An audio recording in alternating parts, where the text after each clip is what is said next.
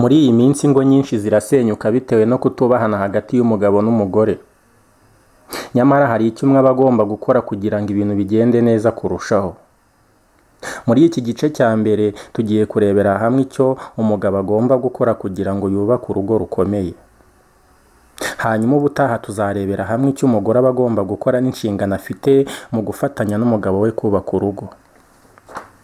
Umugabo nyawe igihe yatangiye umubano mushya ni byiza kugira impinduka mu myitwarire yari asanzwe afite akiri umusore.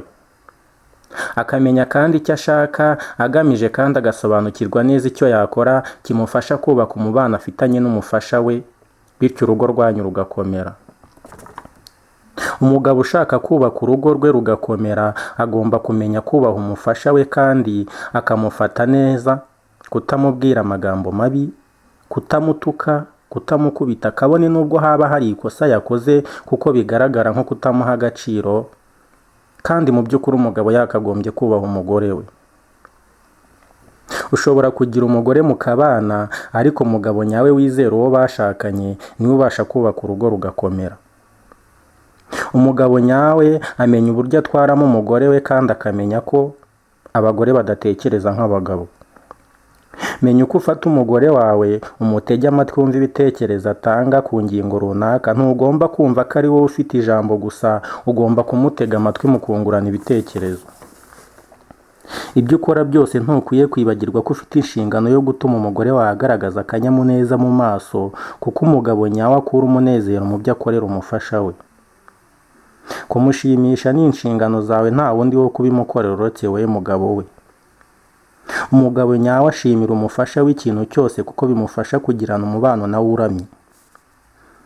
Nushyira amaboko mu mifuka ntugire umuhigo n'umwe ugaragaza, umugore ntazakubaha na gato. Kora ugire intego kandi wite ku mugore wawe, umuhe umwanya kandi wirinde kumubwira ibimubabaza, ahubwo umubwire ibimushimisha. Umugabo nyawe ntagaragariza umufasha we ko amuha agaciro gusa, ahubwo amwereka ko asobanuye byinshi kuri we. Umugabo nyawe aba akwiye kubaha umufasha we kandi agakora iyo bwabaga akagaragaza umugore we ko amuha agaciro. Bibiliya iragira iti mujye mwubaha mubitewe no gutinya Kristo. Bagore, mwubaha abagabo banyu mwashakanye nk'uko mwubaha Nyagasani. Umugabo niwe mutwe akagenga umugore we, nk'uko Kristo ari umutwe akagenga umubiri we, ari wo muryango abereye umukiza. Nuko rero abagore bagomba kubaha abagabo bashakanye ku buryo bwose nk'uko umuryango wa Kristo wubaha.